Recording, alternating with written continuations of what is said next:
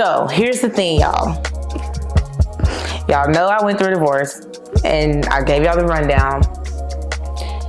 Literally the month I became separated, I did not know she was on the cusp of ending her engagement. She's like, there was infidelity or whatever. And I was like, hey, what? Well, here's all of Brooklyn heard me. Here's the thing. Let's stop. Hold on. Right there.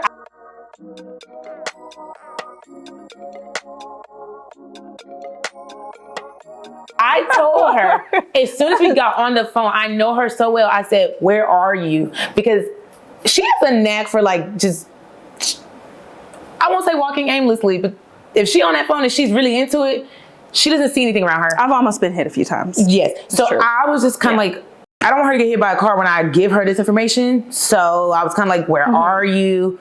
I need you to go, like, what's near you? And she said, like, a grocery store. I said, I need you to go in the grocery store. I need you to go in there. Yeah. Because I knew, I'm like, if she's in the grocery store and I tell her this, she's not going to scream. Yeah. She's not going to, you know, like, there's no cars. So I wanted her to go in the store. Yeah. And she did. She went in the store. Now you pick that up, because when I told her, she went back out the stuff. She went back to the street. I could hear the cars, and she was like, what? Yeah, I went off. All of Brooklyn heard me. And Nene was like, okay. And I don't remember the details of the rest of the conversation because I was seeing red.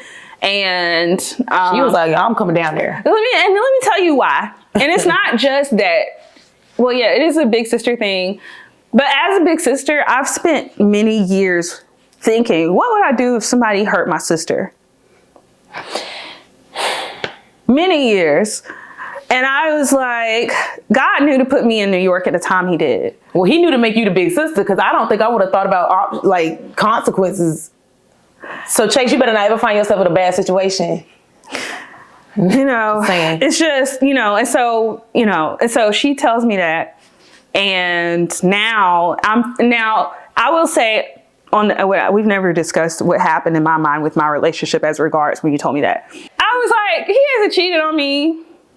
And so maybe we could work it out. He got emotional health issues. I'll just tell him to go to therapy. That man has mental health issues. It's emotional mental health. It's, you know, let's make it plain for the people. He's not well. And so, but he's not cheating on me. And so, understandable. And so I was like, you know, I was like, maybe we can work it out. We can work through that, you know, because it's not like that. And so, okay, now here's what happened. This is how my relationship began to unravel. Okay, so now we joined forces to share with our parents what's going on with her. This is what we do, right? That's sister culture. Yeah. If something goes off in your life and you got to tell mom and dad, you go as a unit. Yeah, we go together. Stay together. Shout out to That's So Raven. Shout out to That's So Raven. And so we called our parents I was on the phone. Yeah. She was in person. Yeah. And she told them. And I remember there was a moment where I saw this look come over my daddy's face. And I said, he thinking the same thing I'm thinking. We gonna pull up. It's gonna be me and daddy. And we're gonna do this as a team. But the Holy Ghost stepped in and said, no, God is merciful God. Y'all should just know that. Because we are saved, but we are still in the flesh. Yeah. So sometimes, you know. And so anyway, we tell our parents. And then at that point, I'm trying to help Doneshia, like figure out next steps, right? Because she was like, well, you know, I don't want to like mess up your stuff because I know you're trying to get married. I was like, mess my stuff up. Don't worry about my stuff. You worry about your stuff. For timing references, in case you have not kept up, at this time, when I'm telling my parents what's going on with me and like I'm leaving my marriage, her wedding was like 2 months later. 2 months away, ladies and gentlemen. So yeah, I was just kind of like, all my stuff blew up. I hate that it's the timing, but this is what we got to do. But her wedding is 2 months away. So like at that rate, we literally had already ordered dresses. Yes. Venue is booked. Like everything is really basically got the apartment, set, you know, and rent on it. Yeah. So that's context for y'all. Yeah. And so she was really concerned about throwing off my things because I'm a sister and I care. And she was like, my husband can still come. He just can't be in the wedding. I was like, no, don't let him show up. He's not coming. You let him know he's not coming. And I kind of was trying to tell her, Like, you don't worry about me. I'm good. But, and see, that didn't have anything to do with her. It was more so like, I didn't want people asking questions. Because I'm like, if I show up to my sister's wedding without my brother-in-law, husband, right, they're going to be wondering, like, why is he not here? Right. And that's where I was just like, while I was tired of living a whole lie, because now I'm like, okay, I can breathe a little bit because mommy and daddy know what's going on, you know what's going on. Like, at this point, I think only two best, Tay and Mel, knew what was going on. Yeah. So I was kind of like, okay, I could breathe a little bit, but we still have to be careful for the outside world, because I didn't want people to start asking me because it was so fresh. I'm like, if they ask even like why he's not at the wedding, I'm probably gonna sit there and cry. Right, exactly. So it was just like, he can't be in your wedding because we don't need him in these pictures. Well, we fixed it. We didn't have a wedding. You know what I'm saying? But we obviously, God worked it out. God said, let's clear this up. No wedding at all. Nobody's getting married. Nobody's getting married. Well, I did. But the point is, he's like, these pictures you speak of, what pictures? What wedding? What man? Yeah. So, yeah. Keep going. So okay. So I'm telling her, don't worry about that, okay? I was like, you got to get out of that house. Got to go. I was like, pack your go bag. When are you leaving? I have a go bag. Daddy had booked the U-Haul. I guess that was a conversation before we had talked to our parents, because you were trying to have a smoother exit, slower exit, but I was like, but I realized as time went on, there was no way it was gonna be slow. I got to go. No, ASAP. Get out, wrap it up. And so we were trying to, I was trying to, help her. Like, I was like, get out right now. And then the next month comes. So I'm now 1 month from my wedding. Okay. And it was, I will never forget this weekend. This weekend is burned into my memories.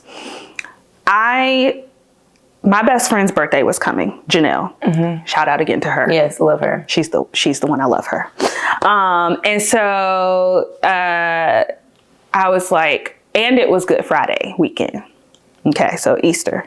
Okay, the Lord has died and he about to get up. Very significant. It's very significant. And so what started to happen was I had started noticing he wasn't doing stuff with me. Like, he would not go do things. And my therapist was like, well, are you going to let that control your life, or are you just going to do what you want to do? And I was like, well, I can go out by myself. I don't care. And so I was trying to get him to come to church with me. He did not want to go. I wanted him to come to my friend's birthday with me. He did not want to go. Why he didn't want to go? He just didn't want to go. No reasons. Right. And so, do we call that a yellow flag or a red flag? I don't know, girl. Orange? It's a flag though, because that's like, what are you doing? And so, yeah. And I'm like, Good Friday is pretty significant in a Christian. And but not even that. It's just like, if we've already been doing certain things together and now all of a sudden you don't want to do these things with me, why is it happening? And so I was like, okay, whatever, I'm going by myself. And so because he wasn't going with me to Janelle's birthday, I was like, I'll just go with her brother. Okay. And so, lost my train of thought. Oh, so yeah. So Good Friday, I go to church by myself, and I want to shout out my pastor, Shino. God be using you. And this is also why it's important to be in a church family, ladies and gentlemen. Plug that in. Community. Have community. Yeah, for sure. You need community. Okay. Because so I'm at church, and Pastor Shino, he kind of had walked past, and he turned back and said hello, and I said hello, and I saw him pause and double back, and he came. The double back was strong. He came back. He said, how you doing? And I was like, I'm good. Counting down the days. I'm flashing my ring. I had a nice ring, y'all. Okay. And so that man can buy a ring. Let me say that about him. He was handsome. He can buy a ring. They're never broke. No. They're never ugly. But something in that mind. So I flashed my ring at Pastor Shino. I was like, count down the days. He said, all right. Where he at? Jesus, Pastor, you could have just... Where that brother at?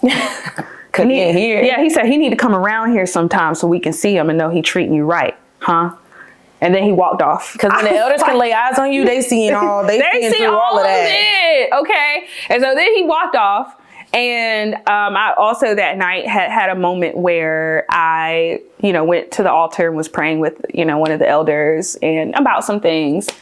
And, was just having a moment of like repentance before the Lord for some stuff, whatever. That's episode. We'll do another episode on that if we need to. Now she claimed her spot. Not claim my spot. Anyway, so I was, and so after that weekend, after that night where my pastor checked on me, and then I had a moment of like repentance with God. So I got right with God, because I was maybe not all the way right with God in that moment. Okay, let's just be 1,000% with that. It'd be like that. It'd be like that. Me and God had to square up one time. So, not you did like Jacob.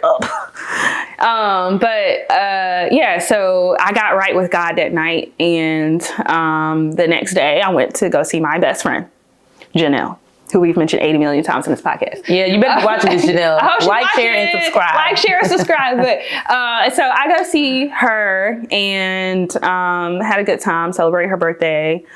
There were things that happened at her party, and it wasn't like a bad party, so I don't want to say it like that. But I was just not in a good space emotionally, and like I wanted to connect with my fiance about it, because I was like, maybe I haven't been vulnerable with him, so let me try vulnerability and see if that helps things be better. Mm-hmm. And so, but when I tried to be vulnerable with him, he started accusing me of stuff. Yeah. That's definitely a red flag. Yeah. So he was like asking me if I was drunk. I don't drink. Everybody knows she don't drink. Everybody that knows her knows she does not drink. I don't drink. Yeah. I haven't had alcohol in a long time. And so he was like accusing me of, have you been drinking? He was like asking me if I had like cheated on him. I would have started being like, have you cheated on me? He was upset. But I'm just triggered. Yeah. And I was trying to be vulnerable with him about the emotional and mental state I was in, because something had happened where I was triggered, like some things from my childhood were like coming up. And so I was trying to share with him, because I was like, I'm going to be vulnerable and sensitive and, see if that helps us to be closer. And it did not. He like basically emotionally like kicked me while I was down. He got mad at me. It turned into me being vulnerable turned into an argument. And so I remember that night we had the argument. We hung up because I was mad, because he started accusing me of stuff. And I was like, you know what? No, I don't like this. Goodbye. Well, not like that. Ooh, tell me you're born in the 90s without telling me. You really hung up the phone. I really hung up the phone. It was more like, anyway. And so, and I was like, I was really in my heart. I was like, I'm about to break up with him. I'm done. This is crazy. Should have, but I was in an emotional space where I wasn't, And so we had premarital counselors. So I called them. I told him everything. And I was supposed to have broken up with him, but I couldn't do it because I felt like I wanted to give him a chance. I think you mentioned that in one of your episodes. No, maybe not. Anyway, me and Nene both have the heart of like, we want to. I do mention it. I mentioned it with Ken. Okay. Yep. I'm jumping ahead. No, you're not I'm at the end. Girl, you are at the beginning. We're live. Of season 2. At season 2. But in episode 3 and season 1, I did mention that with Ken, that I gave him a chance. Yeah. After knowing he had cheated on me, which is crazy. But, we like to give chances. One chance. You get one chance. You get a second chance. You don't get a third, fourth, fifth. And honestly, knowing what I know now, the next man's not getting a second. You do something stupid, I'm out. Infidel, stuff like that. Like, yeah, a deal breaker. I'm out. Yeah. So I was like, I'm gonna break up with him. But then when I saw him in person, I was like, man, he has no idea that this is where I'm at with him. And I was like, so I'm not gonna break up. I'm gonna give him an ultimatum. I was like, either you go to therapy or we are not getting married. Birdman, hand rub. And also, we are not getting married in May. The wedding's postponed. Done. And then he broke up with me the next week. Cowardly. Now, even though, like, thank you for that, though. Yeah. So, but this is what happened, and this ties you. So, before all of that happened, as far as like us breaking up, I called my daddy. Now, you already know, but when you pick up the phone to call your daddy, it's over. Yes, it's done. It's done, because I'm about to tell my father about you. Once I tell my dad, ain't no turn. We can't go back. Turn it back. Like, we have to stay here now and go forward. No, okay. So I call my dad and I tell him, Daddy, I'm breaking up with him. I'm mad. This is why. And my dad was like, after your sister situation, I started praying that God would show you his true colors before y'all walk down the aisle. The prayers of the righteous. Huh? The prayers of the righteous. You weren't dapping me up? No. What was it? I wanted you to finish, but go ahead. So my father So I told him what was going on, and he said, you know, it's crazy. Last 2 weeks, I have been praying that God reveal his true character to you before y'all walk down the aisle. Praying parents. And he did. And so y'all now, and so what was interesting with your situation with mine was when my stuff went down, when my stuff hit the fan, it was carrying the weight of mine and yours emotionally. But also because we had to have, now me, I was loud about my business. I was like, we broke up. There's no wedding and this is why. But you had more discretion. And so I couldn't talk freely about what was going on with you except to my therapist. And so it was like, it was weighty. And people, even though I was open with my friends about what was going on with me, they didn't even know the half of like what I was carrying with you and and the weight our parents. Ugh, I hated it. I was like, my mother and father just went from mountaintop to valley low. Like, so do you feel like, I don't even know, like, did we ever talk to them about how they really felt? Because I don't think I did. I think I mentioned it in this type of context of like, wow, y'all must have been going through it. But I feel like Daddy was pretty quiet. I don't think, I mean, Mommy was like vocal. Moms are always vocal. Mommy was vocal about where she was at. I don't think I ever took time to intentionally sit down with them and be like, are y'all okay? Like, how are y'all doing? I think I was concerned about getting their money back. That was I was like, I'm trying to get refunds. We need to be sending invoices. Like, you know, like I was like, oh my God, so much money. I think that was the thing where I was like, let me try to get y'all, you know. But they were very, you know, them and some of the elders in my life who I was like, oh my God, my parents. And they were like, everybody was like, your mom and dad, and then including mom and dad said this too. They're like, we're not thinking about the money. Well, are you okay? Like, are we okay? Are you okay? Yeah. They didn't want to see us in pain. They kept saying that. But it's like, well, we don't want to see y'all hurt too. Right. Like, but I think parents try to do the job of like hiding that. They don't want you to know that they're hurt. It's not healthy because I know I was having panic attacks while I was going through my stuff. I don't know if you were having stuff like that, but I was having those all the time. So my thought is like, okay, they saw me like firsthand though. Obviously, because I mean, you were in New York, so like they know what you told them over the phone and things like that.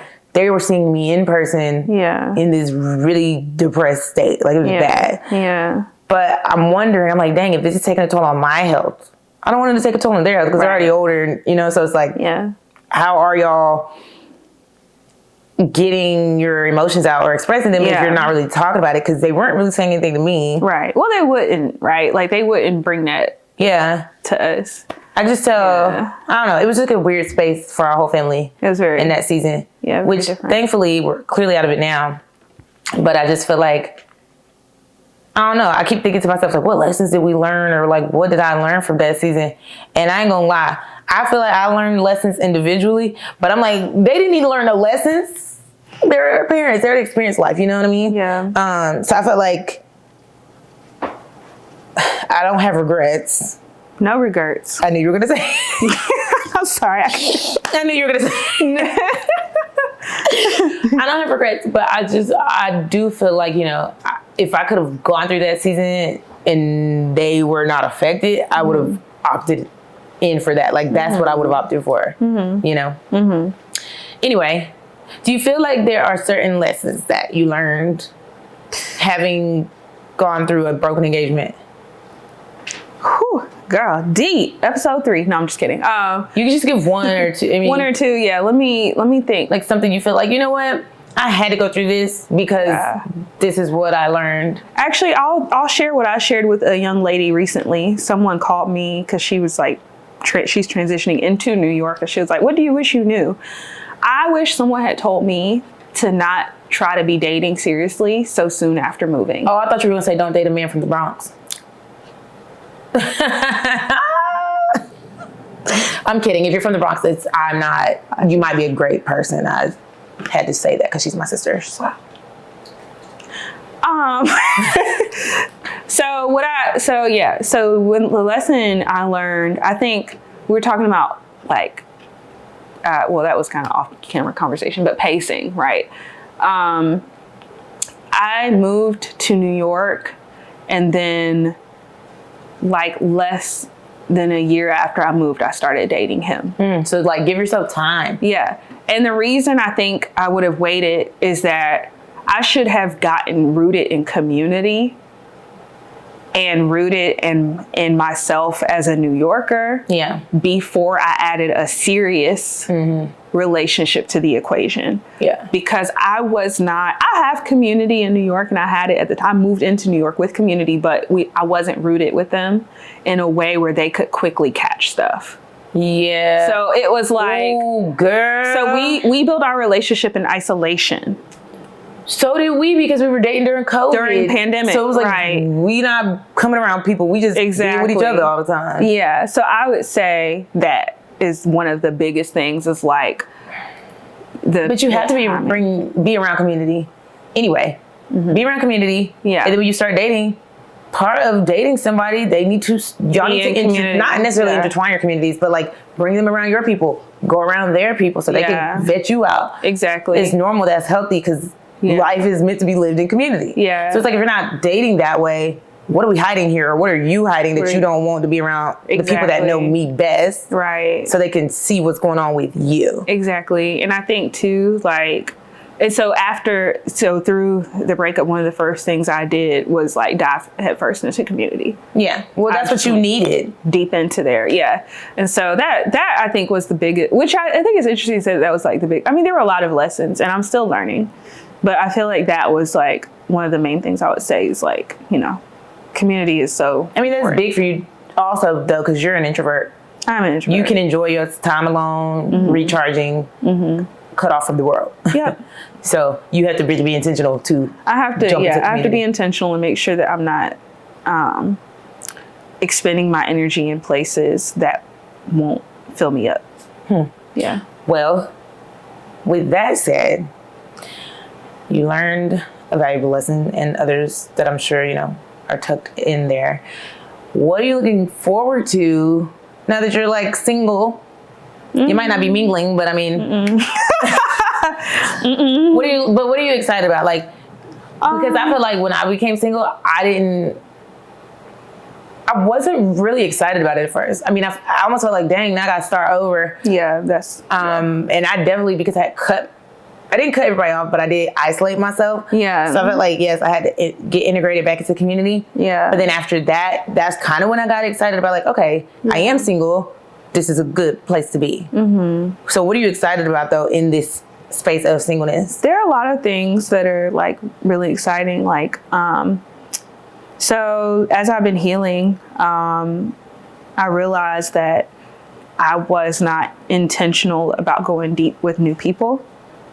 Okay. So let me explain. So I have very strong, deep community in North Carolina. Everybody here has known me 10 plus years. My new friends in North Carolina, I've known them 10 years. That's my new friends from North Carolina. Does that make sense? But my friends in New York are people I've known maybe 5 to 7 years.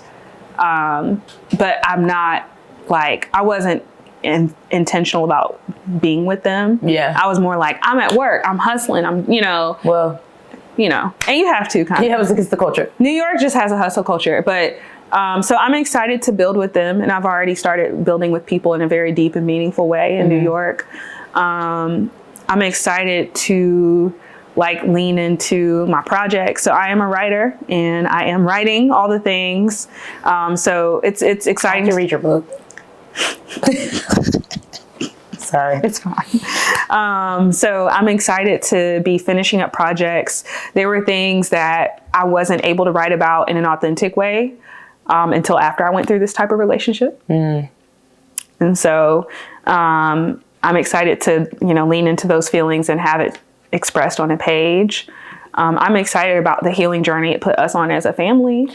Yeah, I feel like we're closer. We're closer, and I think we're more honest. Even though we're honest, but I think it's starting to open up a deeper level of honesty, because there were things that I realized I wasn't always transparent about because of like fear and just unprocessed stuff, or just things you just don't see because you just don't know to see it. Yeah. You know, like unhealthy thing. We're like, oh, hey, I think that's unhealthy, but I didn't know it was until, you know. And so I'm excited to see what God will do. And I'm excited to see what he'll do through your podcast, because I want to say to you, I'm so proud of you for being open. Oh, thanks. Because Nene is private. Very. Even with me. And I'm like, I don't know why y'all private with me. Because it's me. I remember when you entered the world. I don't know why you're private with me. But I don't even know what accent that is, but I'm going to go with it. I don't know what accent it is either. I made up. I was fine. But yeah, Nina is very private and for a long time wouldn't talk. She just wouldn't talk about stuff, especially with the situation. Everybody knows that. If you're watching this, you know that. Like, people she wouldn't talk about it. Season 1, episode 1, the DMs I received about, like, I'm shocked that you're even talking about this. Yeah. Because I am very private. She's very private. She told me, you told me enough for me to know why you were, like, in the marriage, but, it was a while before she shared, more and more. And so that was for his safety. For his safety. Because I was like, this girl will hop on a plane and come find this man. And I was like, I don't want her to jeopardize her future. Yeah. And I'm not even being funny, y'all. Like, I just was kind of like, I don't want her to do anything stupid because she cares so much about me. Yeah. That's why. But best believe, Taylor heard it all. Melanie heard it all, because I initially told them and I was like, somebody got to know these details, because I need them to know just how bad this is. Yeah. And why, like, this is not a hasty decision. Exactly. Yeah. So, but I am proud of you for being open about it, because I do think it's healing to share. Mm-hmm.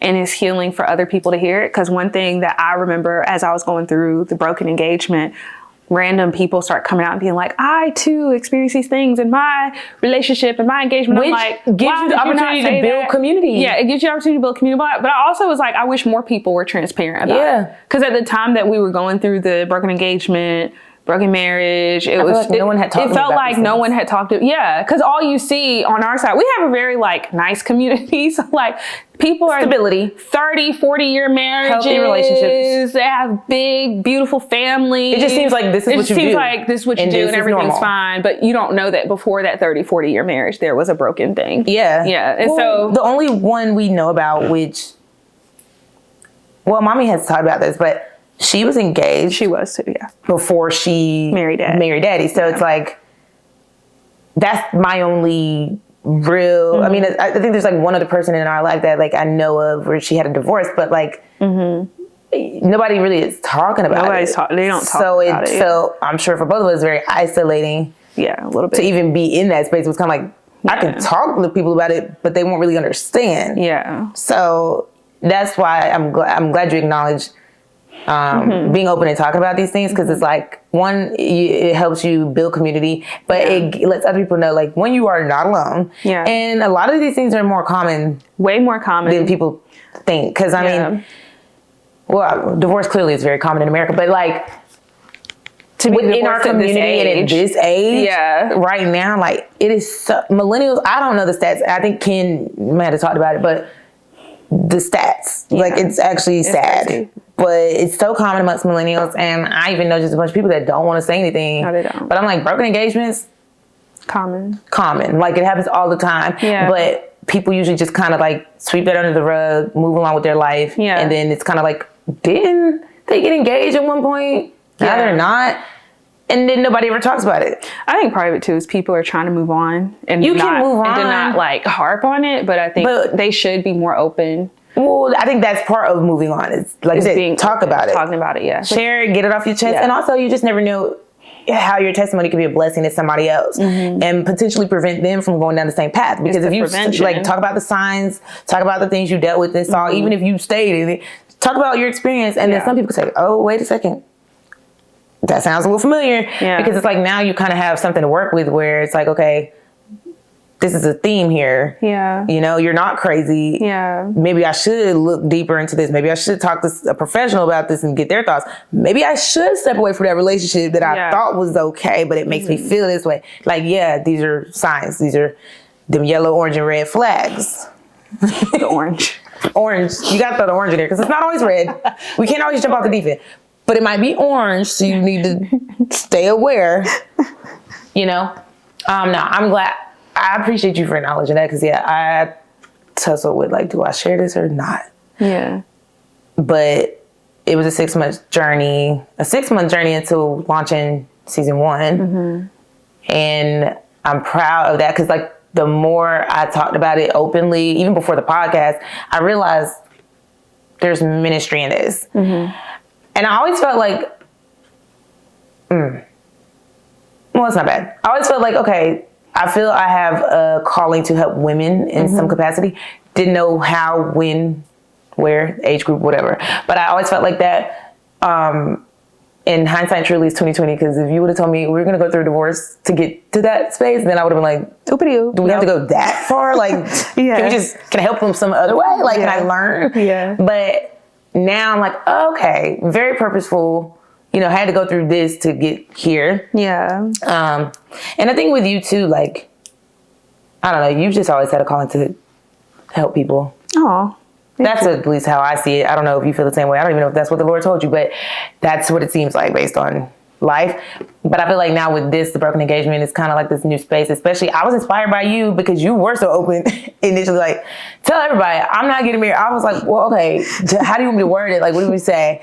But from there, I was kind of like, you know what? If she can talk about this freely and comfortably and confidently, like, there should be no shame attached to it, especially when, no shame. Like you said, those flags were there. Yeah. Get out of that and run fast. Run for your life. Yeah. Yeah. So I was inspired. Oh, thank you. Yeah. Yeah. My hope is if I can spare somebody some trouble, then it's worth it. It is worth it. It's worth it. Okay. So we're going to wrap this up. Okay. Is there anything else you want to share with the people? Other than the fact that you claim you coming back, so you're not gonna have me back. Come here. Yeah, tea party. That's what I can't do that. But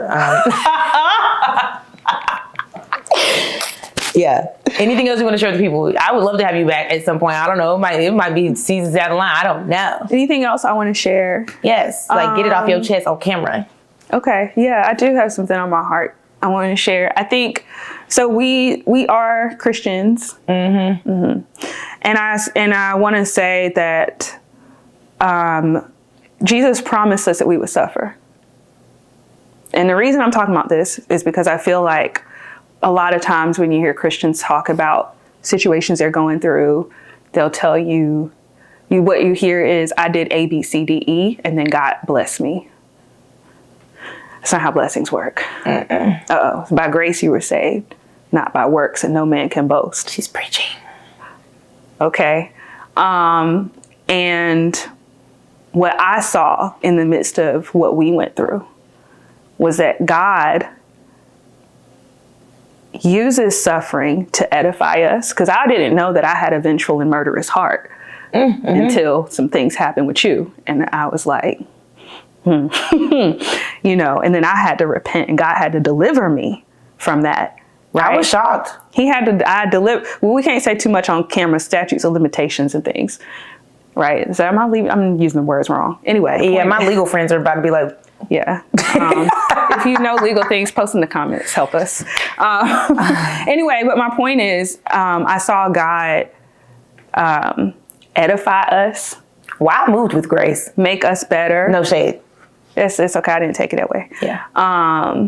And I saw God keeping us. Because I think at one point your comment to me was like, are we going through this because of like a generational curse or something? And I was like... Well, because I think we had talked about generational curses. We had talked about it. Yeah. And I thought like... Yeah.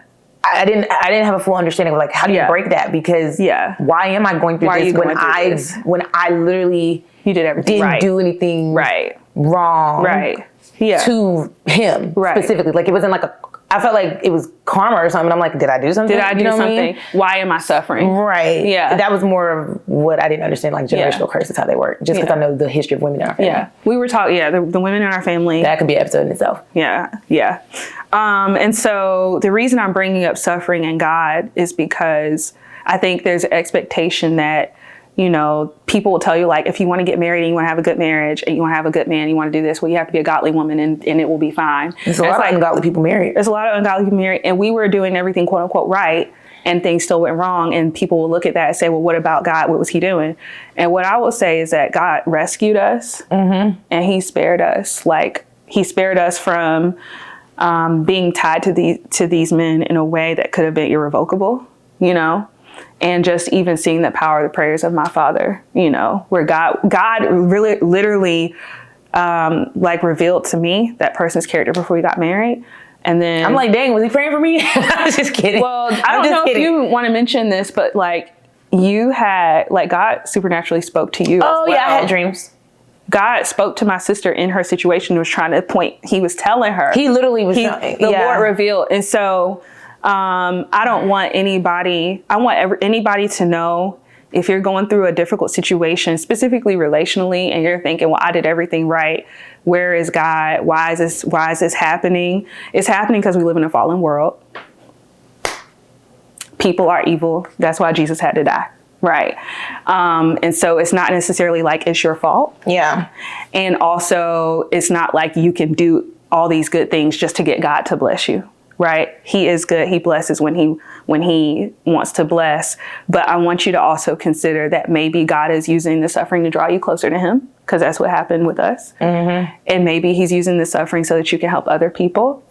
And that's what Jamie Foxx said in his special. What Jamie Foxx said. So that's what I have to God say. Will get your attention when you ain't as close as you think. Yeah, take your suffering as an invitation to draw closer to God and try to see, it from his point of view.